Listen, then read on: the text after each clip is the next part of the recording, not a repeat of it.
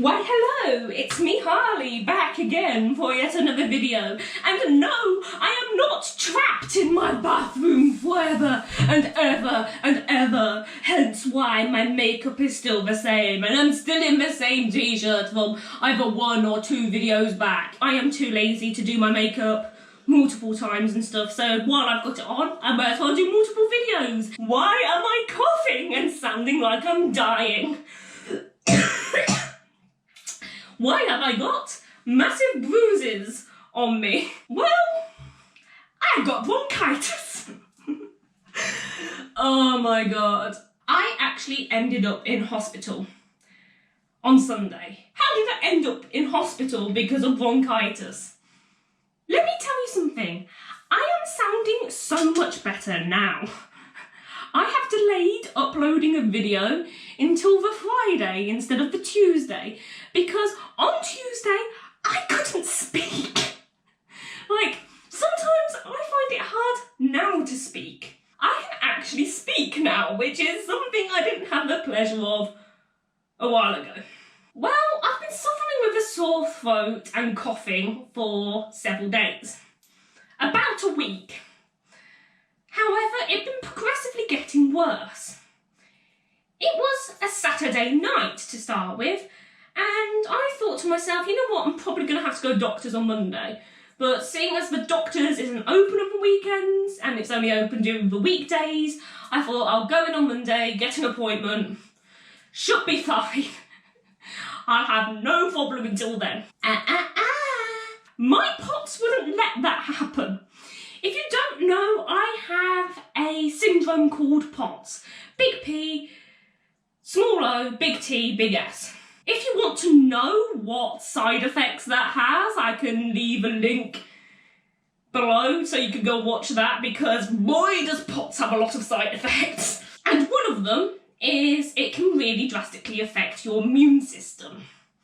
So a simple cold to me might be a simple cold if my POTS is in a good condition and I've got it under control. However, I'm still getting used to my POTS condition. I don't know how to control it fully yet. So that means sometimes it gets out of control. And it got out of control while I had a chest infection. That's not a good combo. Because I was up all night coughing. I could not lie down. If I lay down, I'd be coughing. I tried to sleep sitting up in bed and I was coughing. And the reason why I couldn't lie down was not only was it because I was coughing that it was making it uncomfortable, but be prepared for some grossness now. But there was so much phlegm that I physically couldn't breathe because of how thick it was coating my throat. That's how bad my phlegm production was, because I could not sleep with that. Another factor that had gone kind of wrong is for about 24 hours before that night, I had not been able to keep any food down. Because every single time I ate anything, I would cough and cough and cough until I retched it up and vomited. So I had no food in my system. And if you are not familiar with POTS, that is a big, big problem. One of the biggest, activating triggers for my POTS syndrome is my food. I have to be very careful not only with how much I eat, but the types of things I eat and making sure not to go overboard as well. So one big problem is if I don't get enough salt, I fall flat on my face and faint. It's a really fun thing to have, POTS. It's a royal pain in the ass. I've not been able to eat any salt. And this was causing mayhem. Before that night, I've been retching so hard and coughing so much that not only have I not been able to keep food down, I couldn't keep water down either. So I was really dehydrated. Oh, this is so silly. So in the end, You had somebody who was shattered because they're an insomniac anyway, haven't been able to get any sleep really for nearly a week because of their coughing, haven't got any sleep at all that night because of their coughing, who was having their medical issues go overdrive because I hadn't been able to eat anything, was dehydrated, which again affects my POTS as well, but dehydration just in general is a no fun situation to be in. And this accumulated with me downstairs with my mum passing out and choking violently while I was passed out. Because I was literally drowning on my own phlegm. Lovely phlegm. This caused me to be completely out and unresponsive. My mum and dad, at this point, have already decided they're going to take me to hospital because they were like, there's no way she can make it till Monday. It's now Sunday morning, very early Sunday morning. There's no way she's going to be able to make it to Monday without being... Well, she's bad as it is. She's not coming round. So my mum and dad had already decided before I'd completely gone out to take me to hospital. And they decided... I have no memory of this, by the way. They decided they were going to try and drag me to the car and carry me to the car. When my dad told me later on in the hospital, you know what, I could never make it as a murderer. I can't drag bodies. Now then, I had no context of what happened earlier on. I had no concept of the fact that my dad had been dragging me across the living room floor trying to get me to the car to take me to hospital. I was really confused by this, but my throat was too sore to question it, and to be honest with you, I was feeling so terrible I didn't really care. It was only later that my mum told me, oh yeah, we were dragging you across the floor trying to get you into the car before we called the ambulance. Then, that comment my dad had made in the hospital actually made some sense. So my mum is on the phone to the ambulance going, we need an ambulance now. My dad is trying to drag me across the floor. I wish there'd been cameras to film that. I would laugh so hard watching it back. So an ambulance turns up. The paramedics quite quickly get me to come back round, and they listen to my chest and basically go, ew, that is a horrible chest infection. And I am taken to the hospital because quite clearly I have a lot of situations going on with my body. A normal chest infection and stuff like that, at least with my age, my general, like, when people look at me, they see a young female who should be pretty fit. I'm a bit chubby, but I'm not obese or anything, and generally I look like my health should be good. However, it was clear that there were a lot of factors at play here, and I needed to go to hospital. What do I remember of the paramedics taking me there? I remember they were really nice, and I talked to them a bit in the ambulance. Can't really remember what about.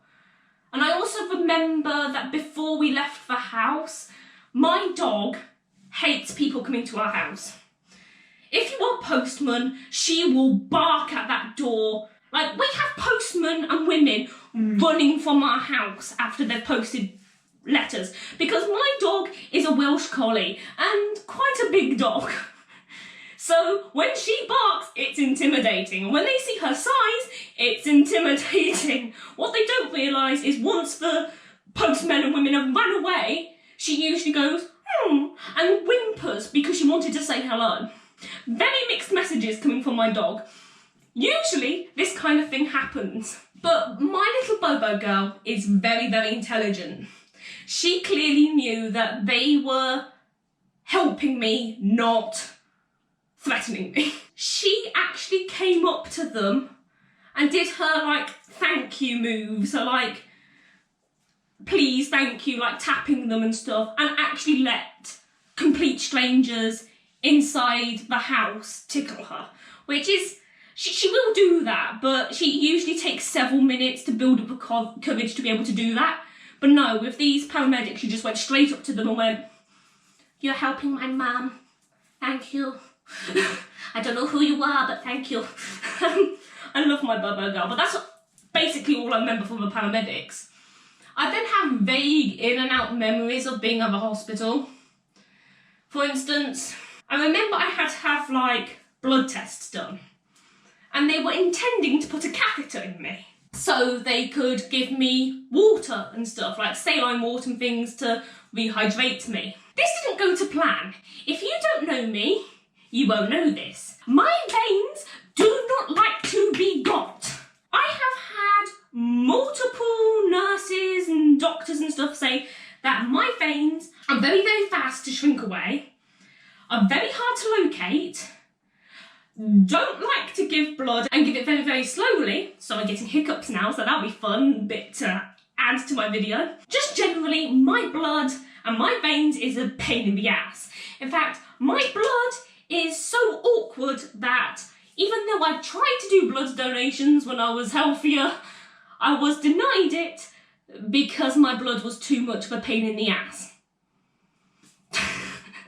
I wanted to do blood donations when I was 16, but I couldn't. The first place, I have an injection somewhere here. That gets nothing. Nothing at all. So the nurse then pulls the needle out and searches and searches and searches and can't find any.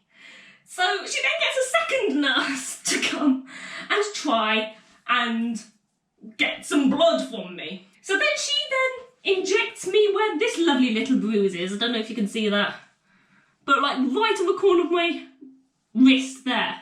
Again, no success.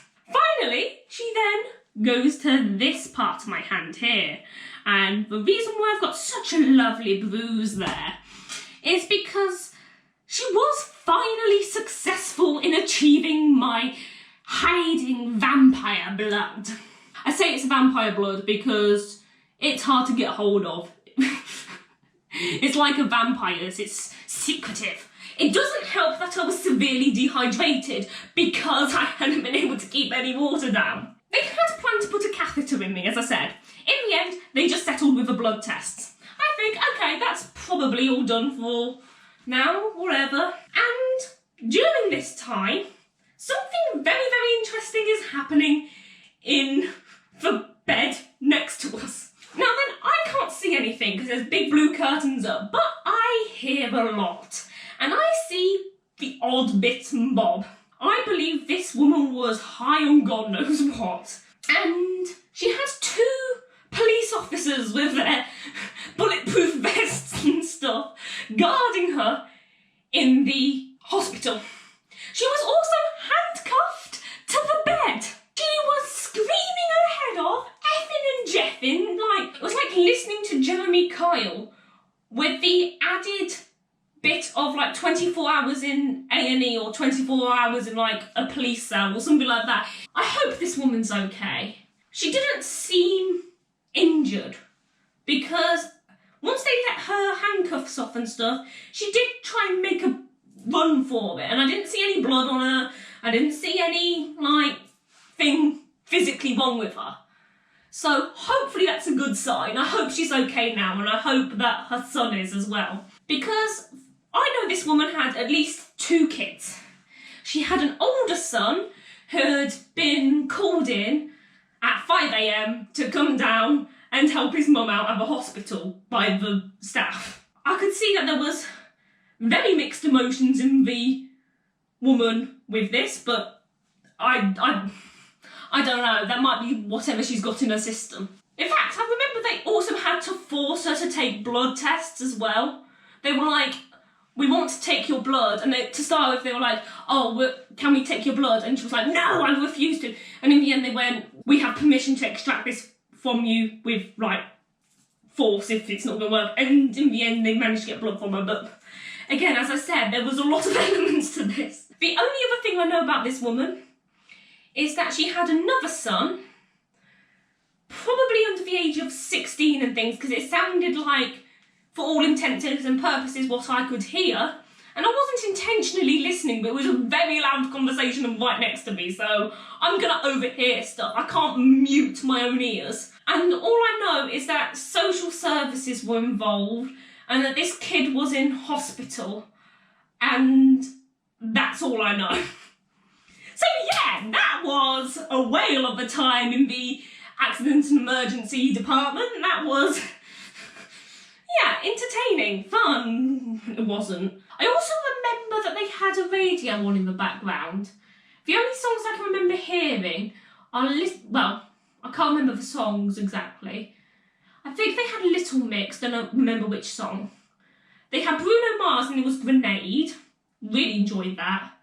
And then it had Rihanna. That's all the music I can remember. As I said, I was drifting in and out the entire time. And then moved up to the kind of further into hospital, where they run more tests. I have to have a chest x-ray. Now, I've never had a chest x-ray before. I've had x-rays on my arms, on my fingers and my wrists and my legs and my ankles, but never a chest one before. That's quite interesting. You literally end up hugging the machine. Like, they've got handles on the back, so you're like hugging it. Thankfully, my chest is okay. They were just running that as a precaution and things, but my lungs sounded terrible to the doctors, so after my lung x-ray things, I might have actually been before. As I said, I was very in and out of it, but I had to have more blood tests. Again, I have somebody come up to me and try and get blood. They first start off in this arm, get no success. They then go to this arm and get some success. They managed to do the blood tests. Now, I've never seen a reaction like this before to somebody trying to take your blood. But the doctor then comes in and goes, is there any chance we could give her a catheter? The nurse turns to him, looks dead in his eyes and goes, are you serious? And he goes, what? And she said, you tell this me now? It was like, yes, is there an issue? And she said, I have just spent the last 20 minutes trying to find a vein to do the blood tests. There is no way in hell I'm going to be able to get a catheter in her. And he's like, oh. And she said, I refuse to do it. On about 3 or 4 occasions, she went, I refuse to do it. And then walked off. I have never seen a nurse get so upset by that. The doctor then decided she must be overreacting. Went up and started tapping my arms and doing all the things like clench your fist, and then kind of went, maybe she was right. And just, like, he didn't say that, but he just kind of nodded, and you could see it going through his mind that she was correct, there's no way we can get one in her. On 2 separate occasions, at least I remember only 2 separate occasions, my dad might remember more, the lady from earlier on, we heard screaming and, like, shouting in a different area of the hospital. I think she was in a private room of her own because of the way she was. However, very occasionally we would still end up hearing her. My only explanation for that is she was trying to leg it again, because the vast majority of the time we couldn't hear her.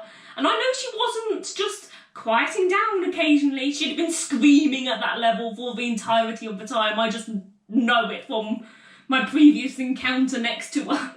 I was then given 2 different types of antibiotic. I was given anti-sickness tablets and strong painkillers because my stomach was so sore from the retching. I am still on the antibiotics.